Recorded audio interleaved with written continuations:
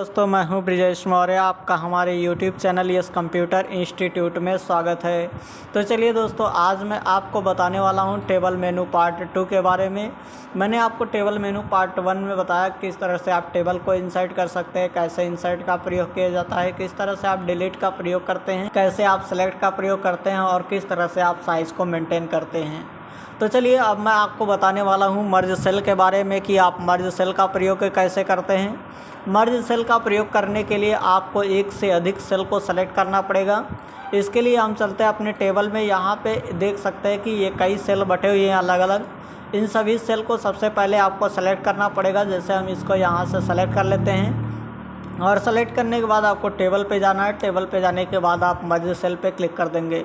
जैसे ही आप मर्ज सेल पे क्लिक करेंगे, मर्ज सेल पे क्लिक करने के बाद आप ये देख सकते हैं कि ये जो भी सेल थे सभी अलग अलग, ये सभी मिल करके एक सेल बन जाते हैं। तो इस तरह से आप किसी भी सेल को आप मर्ज कर सकते हैं।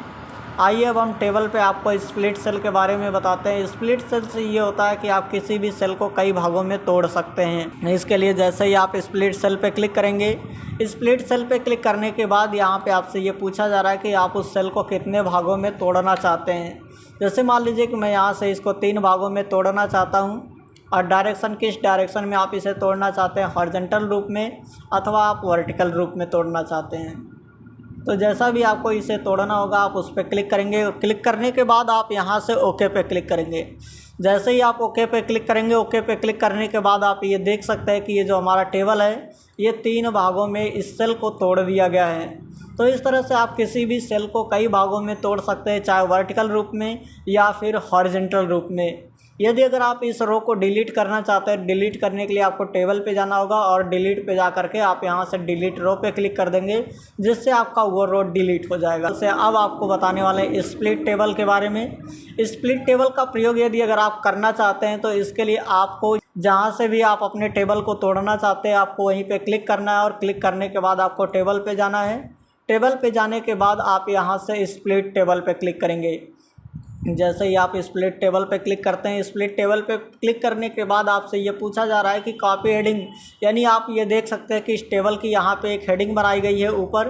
क्या आप इस हेडिंग की कॉपी करना चाहते हैं एक नए टेबल, चूँकि दूसरा टेबल आपका टूट जाएगा, 2 भागों में हो जाएंगे।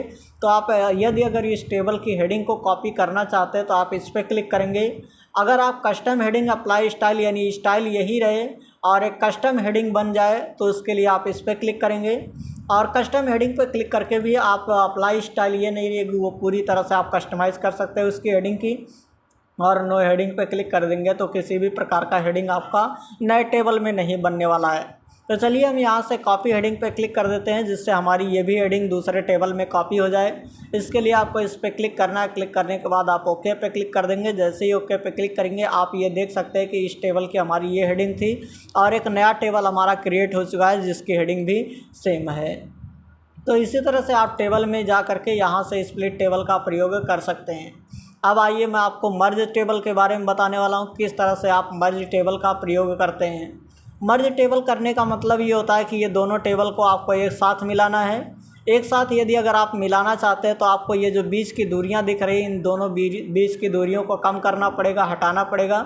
इसके लिए आप यहाँ से डिलीट की का प्रयोग कर सकते हैं। अपने कर्सर को वहीं पर रखेंगे और डिलीट की का प्रयोग करेंगे। इससे अभी आप देख सकते हैं कि हमारे दोनों टेबल एक में मिले नहीं हैं, क्योंकि ये टेबल आपको अलग अलग दिखाई दे रहा है। लेकिन फिर भी अगर आप इन दोनों टेबल को एक साथ मिलाना चाहते हैं तो इसके लिए आपको यहाँ से इसको सेलेक्ट करना पड़ेगा और सेलेक्ट करने के बाद आपको टेबल पे जाना है। टेबल पे जाने के बाद आप यहाँ से मर्ज टेबल का प्रयोग करेंगे। मर्ज टेबल का प्रयोग करते ही आप ये देख सकते हैं कि ये टेबल हमारा एक साथ मर्ज हो चुका है। अब आप जहाँ तक भी चाहे इसको सेलेक्ट करके इसकी एडिटिंग कर सकते हैं। तो आइए दोस्तों, अब मैं टेबल पे आपको प्रोटेक्ट सेल के बारे में बताने वाला हूँ, किस तरह से आप प्रोटेक्ट सेल का प्रयोग करते हैं। प्रोटेक्ट सेल का मतलब ये होता है कि जहाँ तक भी आप किसी भी सेल को सेलेक्ट कर लेते हैं, सेलेक्ट करने के बाद आप टेबल पे जा करके यहाँ से टेबल पे जाने के बाद यदि अगर आप यहाँ से प्रोटेक्ट सेल पे क्लिक कर देते हैं तो प्रोटेक्ट सेल पे क्लिक करने के बाद अब आप यहाँ पे देख सकते हैं कि यदि अगर मैं कुछ लिखना भी चाहता हूँ तो ये नहीं लिखा रहा है, यानी no modification will be accepted, यानी किसी भी प्रकार का मॉडिफिकेशन इसमें एक्सेप्ट नहीं किया जा सकता है, चूँकि ये पूरी तरह से लॉक कर दिया गया है। यदि अगर आप इसे फिर से अनलॉक करना चाहते हैं तो आपको टेबल पे जाना पड़ेगा और टेबल पे जाने के बाद अनप्रोटेक्टेड सेल पे क्लिक करेंगे। अनप्रोटेक्टेड सेल पे क्लिक करने के बाद अब आप इसमें जो भी लिखना चाहते हैं उसे आराम से लिख सकते हैं। यदि अगर आप अपने टेबल को चाहते हैं कि कोई ना लिख पाए, कोई भी मॉडिफिकेशन इसमें ना कर पाए, कोई एडिटिंग ना कर पाए, तो इसके लिए आपको टेबल पे जा करके प्रोटेक्टेड सेल का प्रयोग कर लेना चाहिए। अब आपको ऑटो फॉर्मेट स्टाइल के बारे में बताने वाला हूँ कि किस तरह से आप ऑटो फॉर्मेट स्टाइल का प्रयोग करते हैं। यदि अगर आप ऑटो फॉर्मेट स्टाइल का प्रयोग करते हैं, उससे पहले मैं आपको ऑटो फॉर्मेट स्टाइल से पहले मैं आपको नंबर फॉर्मेट के बारे में बता देता हूँ। नंबर फॉर्मेट से क्या होता है कि किसी भी नंबर को आप उसकी फॉर्मेटिंग कर सकते हैं। जैसे यहाँ पे इंग्लिश का नंबर दिया गया है, यदि अगर आप इसे चाहते हैं कि ये किसी दूसरे फॉर्मेट में आए तो इसके लिए आपको टेबल पे जाना है और टेबल पे जाने के बाद आप नंबर फॉर्मेट पे क्लिक करेंगे। नंबर फॉर्मेट पे क्लिक करने के बाद आप यहाँ पे देख सकते हैं कि ये कई कैटेगरी दी गई हैं। कि कैटेगरी देने का मतलब ये है कि ये जो इंग्लिश का नंबर है, क्या आप उसे नंबर में रखना चाहते हैं और किस फॉर्मेट में रखना चाहते हैं। यहाँ पे बहुत से फॉर्मेट दिखाए गए हैं और यहाँ पे आपको एक प्रीव्यू भी दिखाया जा रहा है कि आप इस फॉर्मेट में रखना चाहते हैं। यदि अगर आपको इस फॉर्मेट में रखना है तो यहाँ पे क्लिक करके बस इसे ओके कर देंगे। जैसे ही ओके करेंगे आप ये देख सकते हैं कि इसकी फॉर्मेटिंग इस समय बदल चुकी है। इसी तरह से फिर से आपको टेबल पे जाना और टेबल पे जाने के बाद आप यहाँ से नंबर फॉर्मेट पे क्लिक करेंगे। नंबर फॉर्मेट पे क्लिक करने के बाद आप इसे नंबर में ही नहीं, आप इसे परसेंटेज फॉर्मेट में, करेंसी फॉर्मेट में, डेट के फॉर्मेट में, साथ ही साथ टाइम के फॉर्मेट में और साइंटिफिक फॉर्मेट में, इसी तरह से फ्रैक्शन के फॉर्मेट में भी इसे कन्वर्ट कर सकते हैं। जैसे मान लीजिए कि अगर हमें डेट में लिखना होगा तो हम यहाँ से डेट चुनेंगे और यहाँ से डेट लेंगे, इसके बाद ओके कर देंगे। जैसे ही ओके करेंगे, ओके करने के बाद ये जो हमारा फॉर्मेट होगा ये डेट की फॉर्मेटिंग में यहाँ पे आपको दिखाई देगा। तो इस तरह से आप किसी भी नंबर को फॉर्मेट कर सकते हैं। बस इसके लिए आपको टेबल पे जाना और टेबल पे जाने के बाद नंबर फॉर्मेट में जाने के बाद आपको जैसा भी फॉर्मेटिंग चाहिए उस पर आप क्लिक करेंगे और क्लिक करने के बाद आप यहाँ से फॉर्मेट चुनेंगे, इसके बाद ओके पे क्लिक कर देंगे। जैसे ही आप ओके पे क्लिक करते हैं आपकी ये फॉर्मेटिंग पूरी तरह से हो जाएगी जैसा भी आप चाहते हैं। इसी तरह से अब मैं आपको बताने वाला हूं नंबर रिकॉग्निशन के बारे में। इसके लिए आपको यहाँ से यदि अगर आप नंबर रिकॉग्निशन का प्रयोग करना चाहते हैं तो सबसे पहले मैं आपको बता देना चाहता हूं कि नंबर रिकॉग्निशन से क्या होता है। नंबर रिकॉग्निशन का मतलब ये होता है कि जैसे इस समय यहाँ पे आप देख सकते हैं कि चाहे वो हमारा टेक्स्ट लिखा हो या फिर नंबर लिखा हो, आप इसे देख सकते हैं कि ये ओनली लेफ्ट साइड में ही एक्सेप्टेड किया गया है। यानी कि कहने का मतलब ये है कि चाहे हम यहाँ से कोई भी टेक्स्ट लिखें या फिर कोई भी नंबर लिखें, ये हमेशा हमें लेफ़्ट साइड में ही दिखाई देता है। लेकिन यदि अगर हम चाहते हैं कि जो हमारा टेक्स्ट लिखा हुआ वो लेफ़्ट साइड में रहे और जो नंबर है वो राइट साइड में रहे, तो इसके लिए आपको यहाँ पे टेबल पे जा कर के आपको नंबर रिकॉग्निशन का प्रयोग करना पड़ता है। लेकिन नंबर रिकॉग्निशन का प्रयोग करने से पहले आपको टूल्स मेनू पे जाना है और टूल्स मेनू पे जाने के बाद आप यहाँ से ऑप्शन पे जाएंगे।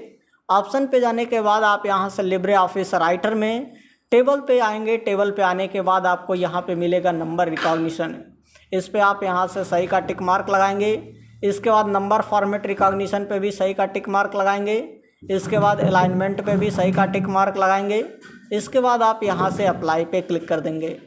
अप्लाई पे क्लिक करने के बाद इसे यहाँ से ओके कर देंगे। ओके पे क्लिक करने के बाद अब यहाँ से आपको टेबल पे जाना और टेबल पे जाने के बाद आप यहाँ पे देख सकते हैं कि नंबर रिकॉग्निशन पे सही का निशान लगा हुआ है। अब इसमें यदि अगर आप, मैं इसे यहाँ से डिलीट कर देता हूँ। डिलीट करने के बाद फिर से कुछ लिखता हूँ।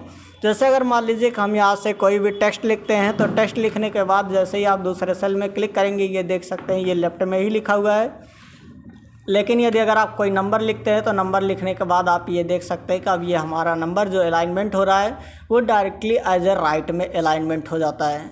तो इस तरह से टेबल पे जा कर के आप नंबर रिकॉग्निशन का प्रयोग कर सकते हैं।